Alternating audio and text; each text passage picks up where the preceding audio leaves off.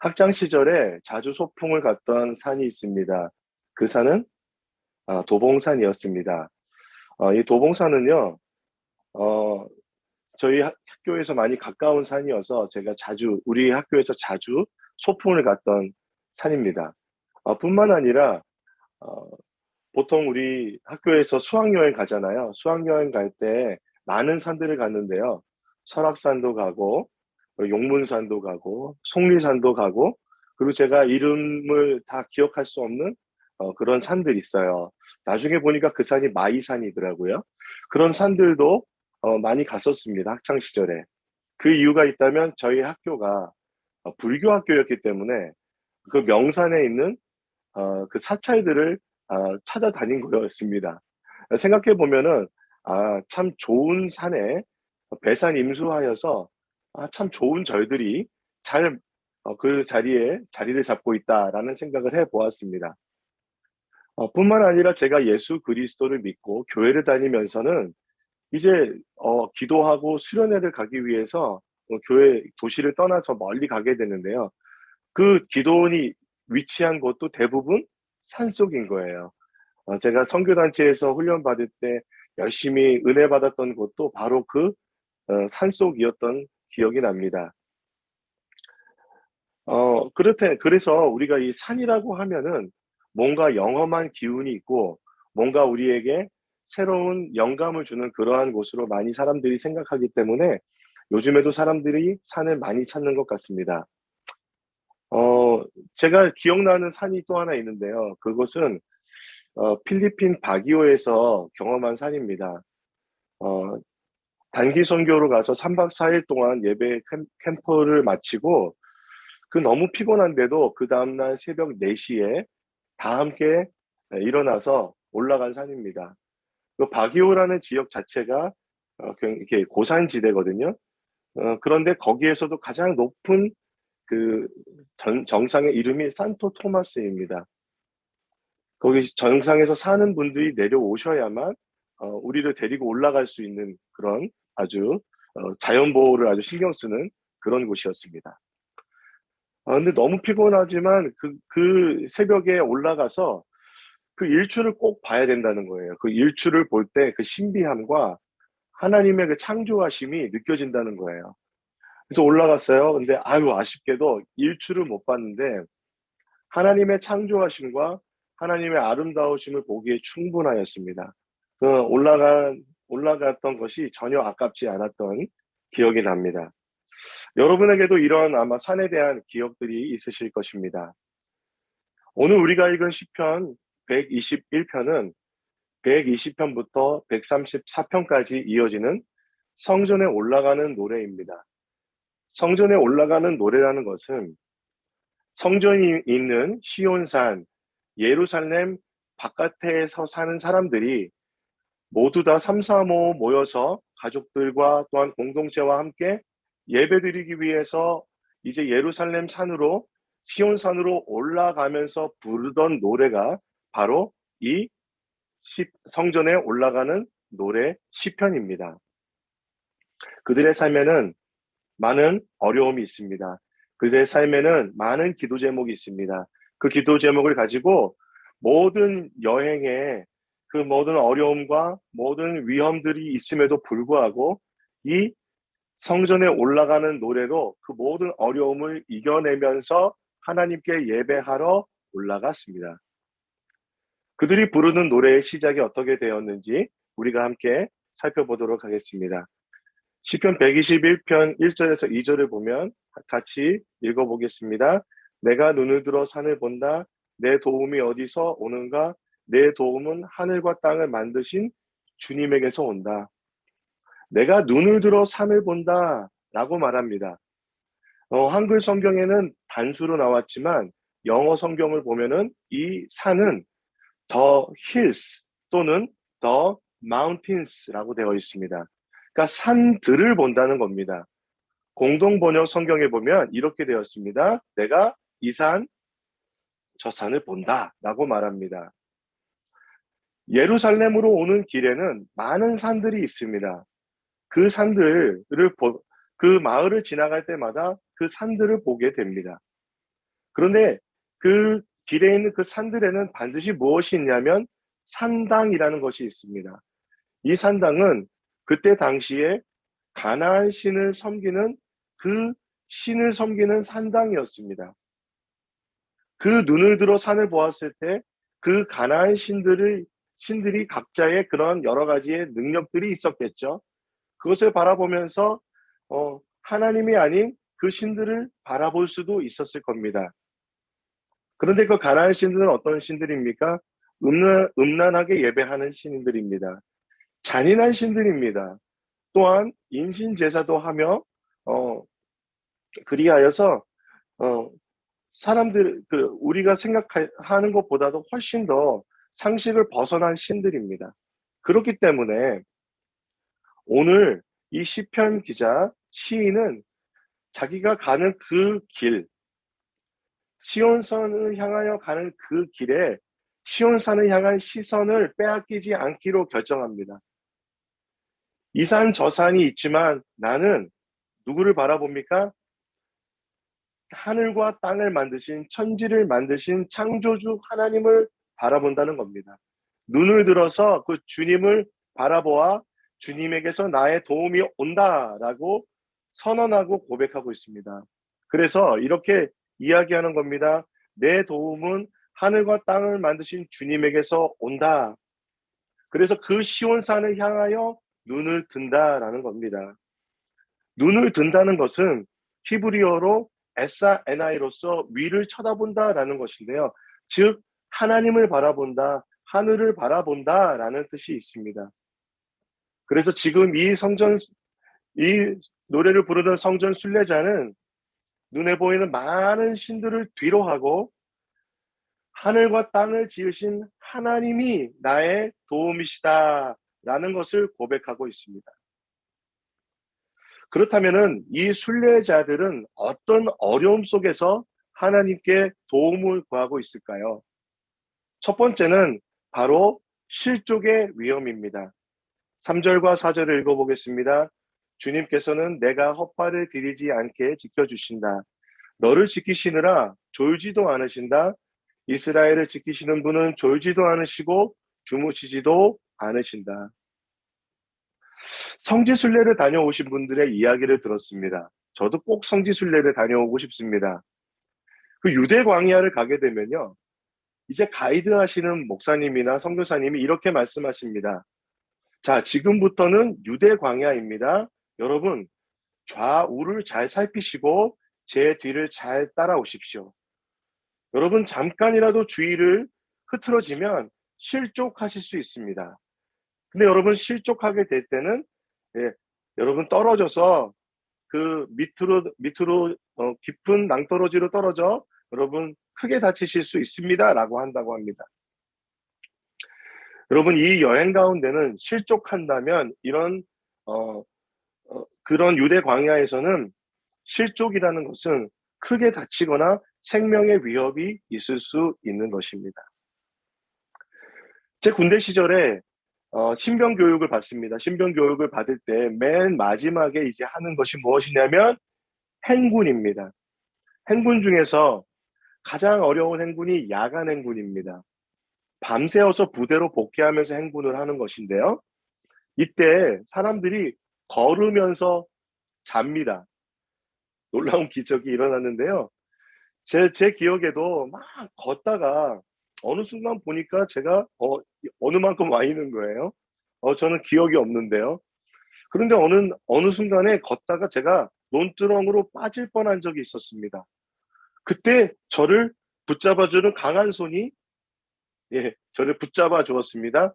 그 손은 누구였냐면 바로 조교였습니다. 조교는 그 신병들 중에 누구 하나라도 다칠까봐 잘 수도 없습니다. 그리고 한 사람 한 사람 다 지켜보면서 끝까지 안전하게 부대로 복귀하도록 지킵니다. 오늘 본문에서 하나님은 우리를 지키시느라 졸지 않으시는 분이라고 말씀하십니다. 우리의 삶에 헛발을 디디어 넘어질 수 있습니다. 삶을 잘 살아가다가 헛발을 디뎌서 낭떠러지로 떨어질 만한 위험이 있을 그때 주님이 우리를 붙잡아 주셔서 지키시는 분이십니다. 주님은요, 졸지도 않으시고 주무시지도 않으십니다. 그런데 아까 보았던 가나안 신들은 어떤 신들인지 아세요? 여러분, 그 가나안 신들은 깨워야 하는 신입니다. 어떻게 깨워요? 음란한 행동으로 깨워야 되고요. 그리고 잔인한 행동으로 자신을 자해하면서 깨워야 됐습니다. 여러분 기억하시죠? 호렙산에서 바알 신을 부르기 위하여 바알의 제사장들이 어떤 일을 했습니까? 소리를 지르며 자해하며 그들이 바알 신을 깨우기 위하여 노력합니다. 그런데요, 우리 하나님, 우리 천지를 지으신 하나님 여호와 하나님은 깨어 계신 하나님이셨습니다. 그분은 우리의 도움이 되십니다. 그분은 주무시지도 않고 졸지도 않으시고 우리를 지켜주십니다. 아멘. 두 번째, 해와 달의 위험이 있습니다. 5절과 6절을 읽어보겠습니다. 주님은 너를 지키시는 분, 주님은 내 오른쪽에 서서 너를 보호하는 그늘이 되어 주시니 낮의 햇빛도 너를 해치지 못하며 밤의 달빛도 너를 해치지 못할 것이다. 우리나라는 해와 달에 대한 긍정적인 이미지가 있습니다. 그래서 해님, 달님, 그리고 동화에도 아주 이 해님, 달님은 우리를 아주 긍정적인 이미지로 나와 있습니다. 그런데 이 시편의 배경인 고대 근동에는 해와 달은 목숨을 해칠 수도 있는, 가져갈 수도 있는 아주 두려운 존재였습니다. 실제로 여행을 할 때, 이 사막 지역을 여행을 하고 광야 지역을 여행을 할 때는요, 아침에는 그 뜨거운 햇빛으로 인해서 열사병이나 또한 모든 모든 것이 마실 물이 없어서 완전히 지쳐버리는 그런 죽음을 맞이할 수도 있습니다. 두 번째는 저녁이 되면요, 이 캄캄한 밤이 되면 굉장한 일교차로요, 저녁에 엄청난 추위가 찾아옵니다. 따라서 그 추위로 말미암아서요, 목숨을 잃을 수 있습니다. 저체온증으로 목숨을 잃을 수 있습니다. 이런 여행의 실제적인 위험뿐만 아니라 햇빛과 달빛이라고 하는 해와 달이라는 것은 그 고대 근동에 있어서 아주 중요한 신들이었습니다. 특히 바벨론에서는 마루둑이라고 하는 태양신을 섬겼고요. 그리고 메소포타미아라는 지역에서는 눈누라는 달의 신을 섬겼습니다. 태양신은 우리가 말할 것도 없이 태양신은 아주 강한 신이겠죠. 그런데 이 달의 신은 왜 섬겼을까요? 생각해보면 이 달은요, 시시때때로 매 날마다 모양이 바뀌죠. 그런데 그 모양이 바뀔 때마다 바다의 모양이 바뀌는 거예요. 바다의 높이가 달라지고 이 조수간만의 차가 일어나는 겁니다. 그러니까 사람들은 이 달을 두려워했습니다. 이 달로 인해서 이 달을 잘 섬기면 풍요를 얻고 어류들을 잘 얻을 수 있겠죠. 포획을 잘 하겠죠. 고기들을 많이 얻을 수 있겠죠. 그런데 어느 날 잘못 이 달을 섬기면 어떻게 됩니까? 잘못 계산하면 목숨을 잃을 수 있는 겁니다. 바다에 나갔을 때 목숨을 잃을 수 있는 겁니다. 이러한 신들은, 해와 달의 신은 제국들이 섬겼는데 우리의 성경 안에서 보면 이 제국들이 예루살렘 성을 회파하고 그리고 포로로 그들을 이끌어갔습니다. 바벨론이 그렇게 하였죠. 그렇기 때문에 고대 근동의 전쟁은 신과 신과의 전쟁이기 때문에 너희 신이, 이스라엘 여호와 하나님이 해와 달의 신에 졌다라고 말하는 사람들이 있었습니다. 그러나 포로기 이후에 이제 성전으로 올라가는 이 순례자들은 어떤 고백을 합니까?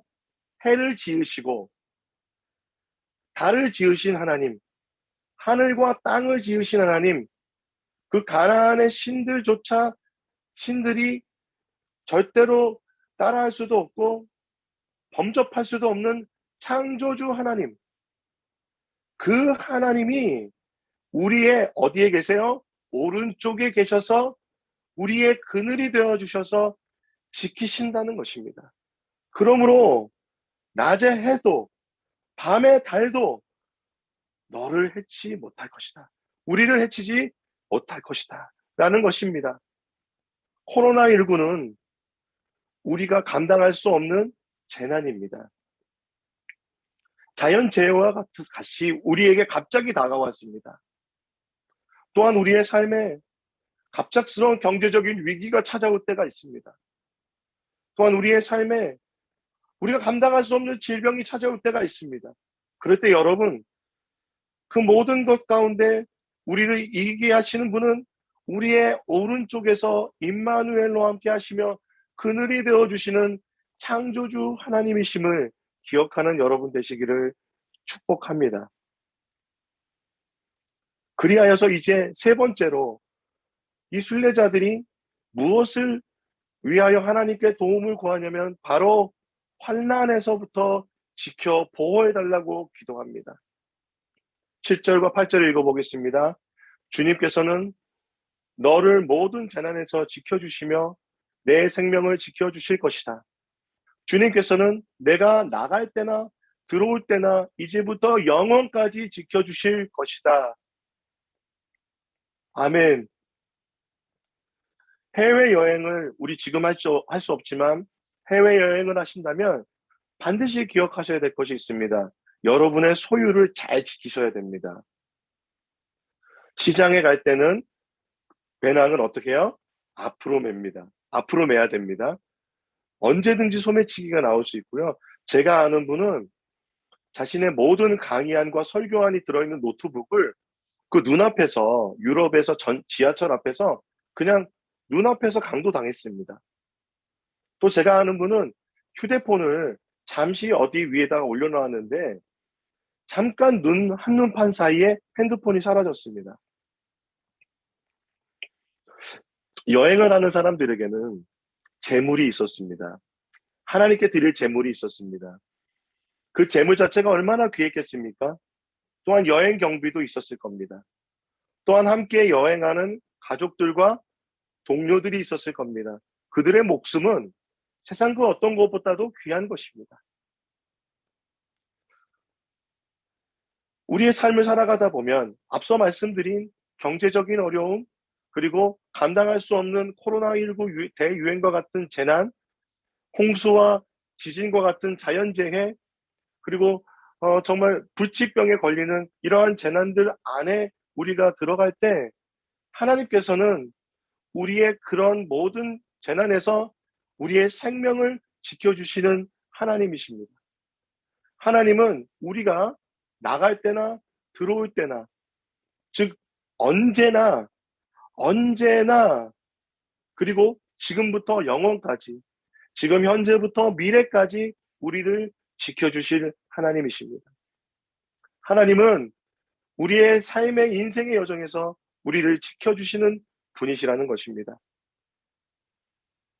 사랑하는 성도 여러분, 코로나19 확진자가 더 많이 늘어나고 또한 우리가 사경회를 코로나로 인해 연기할 수밖에 없는 이 상황 속에 우리가 지금 이 시편의 말씀은 얼마나 위로가 되는지 모릅니다.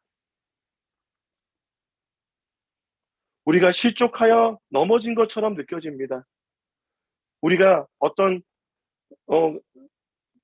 예배를 제대로 드릴 수 없는 상황이 우리에게 마음의 어려움이 되실 수 있습니다. 그러나 여러분, 주님이 우리의 도움이 되심을 믿고 고백하길 원합니다. 사랑하는 성도 여러분, 이 시편의 말씀을 우리가 읽을 때 3절부터 8절까지의 말씀을 자세히 보면 모두 다 2인칭으로 너에게 고백해 주고 있다는 것을 살펴보실 수 있습니다. 발견하셨습니까? 시편 121편의 1절부터 2절은 내가 주님께 하는 고백이라면 3절부터 8절은 우리가 듣는 고백입니다. 우리가 이 고백을 할 수 없을 때에도 누군가 우리를 향해 고백해 준다는 것입니다. 이 순례 여행에서는요, 그 지역의 제사장들이 동행하거나 또는 그 여행에 가장 연장자가 바로 3절부터 8절까지를 불러주었다고 합니다. 여러분, 우리의 인생에 있어서 우리의 삶의 제사장은 누구십니까? 우리의 삶에 이 노래를 우리에게 불러주시는 분은 누구실까요? 히브리서는 우리에게 그 제사장이 있는데 완전한 대제사장 예수 그리스도가 있으시다고 말씀하십니다. 그러나 우리에게는 하늘에 올라가신 위대한 대제사장이신 하나님의 아들 예수가 계십니다. 그러므로 우리의 신앙의 고백을 굳게 지킵시다. 우리의 대제사장은 우리의 연약함을 동정하지 못하시는 분이 아닙니다. 그는 모든 점에서 우리와 마찬가지로 시험을 받으셨지만 죄는 없으십니다. 그러므로 우리는 담대하게 은혜의 보좌로 나아갑시다. 그리하여 우리가 자비를 받고 은혜를 입어서 제때에 주시는 도움을 받도록 합시다. 아멘. 이 대제사장 되시는 예수께서 십자가에 달리시기 전에 아버지께 우리의 영혼을 맡기셨습니다. 요한복음 17장 11절에 보면 나는 이제 더 이상 세상에 있지 않으나 그들은 세상에 있습니다. 나는 아버지께로 갑니다. 거룩하신 아버지, 아버지께서 내게 주신 아버지의 이름으로 그들을 지켜주셔서 우리가 하나인 것 같이 그들도 하나가 되게 하여 주십시오. 우리를 지켜달라고 하나님께 우리를 맡겨주셨습니다. 지금도 보좌에 계시는 우리 예수 그리스도께서는 하나님께 우리를 위하여 중보기도 하시며 우리의 도움이 되십니다. 그러므로 로마서 말씀에 우리가 기억해야 합니다. 우리는 이 모든 일에서 우리를 사랑하여 주신 그분을 힘입어 이기고도 남습니다. 나는 확신합니다.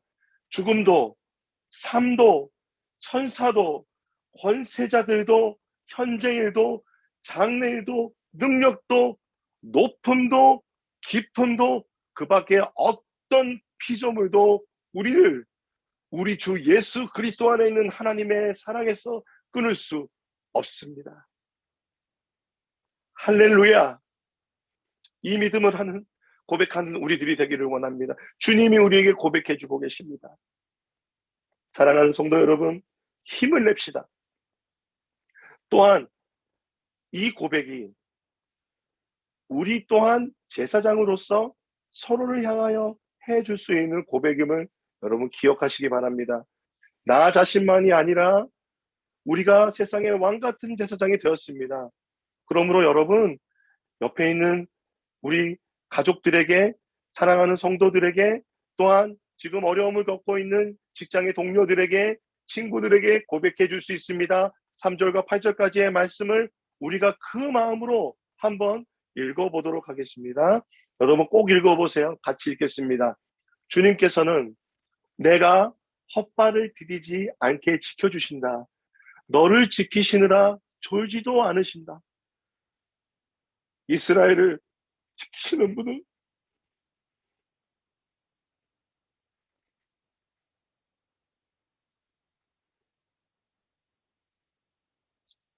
졸지도 않으시고 주무시지도 않으신다. 주님은 너를 지키시는 분. 주님은 내 오른쪽에 서서 너를 보호하는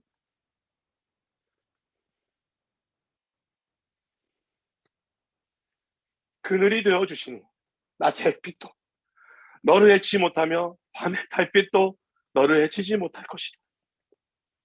주님께서는 너를 모든 재난에서 지켜주시며 내 생명을 지켜주실 것이다. 주님께서는 내가 나갈 때나 들어올 때나 이제부터 영원까지 지켜주실 것이다. 아멘. 그렇습니다. 사랑하는 성도 여러분, 이제 다시 우리는 1절과 2절의 고백으로 돌아와야 합니다. 성전을 향하는 순례자들이 바라보고 있는 산, 여전히 바라보고 있는 산은 천지를 지으신 여호와께서 계신 시온산입니다. 그렇다면 우리가 지금 우리의 인생을 살아갈 때 우리는 무엇을 바라보며 어떻게 바라볼 수 있습니까? 하나님을 바라본다는 것은 우리가 바로 예배의 자리로 나아간다는 것입니다. 예배는 하나님이 우리를 부르고 계십니다.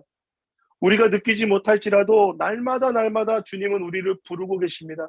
이사야서 말씀해 보니까 내 영광을 위하여 창조한 자들을 오게 하라. 내가 지었고 만들었다 말씀하십니다. 일상의 삶 가운데 주님께서 우리를 부르실 때 그렇다면 우리는 주님께 반응해야 합니다. 왜냐하면 예배는 하나님의 부르심에 대한 우리의 반응이기 때문에 그렇습니다. 우리가 그렇게 반응할 때 하나님을 만날 수 있습니다. 일상의 삶 가운데 우리의 도움이 되시는 하나님을 만날 수 있습니다. 여러분, 우리의 일상 살아가면서 우리가 바라볼 산들이 얼마나 많이 있습니까? 어떤 사람은 돈을 의지합니다. 어떤 사람은 매번 인터넷과 미디어를 의지합니다. 어떤 사람은 친구만을 의지합니다. 관계만을 의지합니다. 그러나 주님 말씀하십니다. 우리의 도움은 오직 하나님께로만 있다 말씀하십니다. 그러므로 제임스 스미스라는 사람은 이렇게 말했습니다. 뭐라고 말했냐면 우리가 예전적인 존재로서 예배하는 존재인데 우리가 노래를 부르는 것이 우리가 어떤 존재인지를 말해준다고 말합니다. 노래 부르는 거 아무것도 아닌 것 같잖아요. 그런데 여러분 일상의 삶에서 찬송, 예배하는 것은 노래를 부르는 것을 바꾸는 것, 하나님을 향한 노래를 부른다는 것, 즉 성전에 올라가는 노래를 부르시는 것으로 하나님의 예배 자리로 나아갈 수 있고 그분의 도우심을 구할 수 있다는 것입니다. 그래서 성경은 이렇게 말합니다. 우리를 이사야서 43장 21절에 이 백성은 내가 나를 위하라고 지은 백성이고 그들이 나를 찬양할 것이다. 에베소서 말씀에요. 우리가 구원받은 이유가 무엇이냐면 14절에 보니까요. 하나님의 소유인 우리가 완전히 구원받을 때까지 성령이 우리의 서구의 당보가 되시며 우리로 하여금 하나님의 영광을 찬미하게 한다고 말씀하십니다. 한 주간 우리가 이 시편의 말씀으로 주님을 찬양드립시다. 오늘 찬송가 있잖아요. 그 찬송가로 찬양하시고 그러므로 주님을 바라봅시다. 성찬 기도에는 이런 기도가 있어요. 손을 이렇게 올려드리면서 수르숨 코르다 라고 말합니다. 마음을 드높이 주를 바라보라 라는 뜻입니다. 여러분 삶의 자리에서 두 손을 높이 들며 하나님을 찬양하십시오. 마음을 드높이 주님을 바라보는 겁니다. 왜 두 손을 듭니까? 수르숨 코르다 마음을 드높이 주님을 바라보는 것입니다. 이제 여러분 우리가 바라봐야 될 분이 누군지 살펴보았습니다. 내가 누구의 소유인지 이제 우리가 고백한다면 하나님께 그 믿음으로 나아가는 그 시편을 의지하여 찬송하며 한 주간을 보내시는 우리가 되었으면 좋겠습니다. 우리 높은 안성교회는 어찌 보면 지금 개척을 시작한 이후 또 한 번의 정말 위기를 맞이하고 있습니다. 하지만 위기는 기회가 되며 위기는 하나님을 바라보는 계기가 됩니다. 우리 공동체를 돌아보는 계기가 되기를 원하며 하나님을 바라보는 계기가 되기를 원합니다.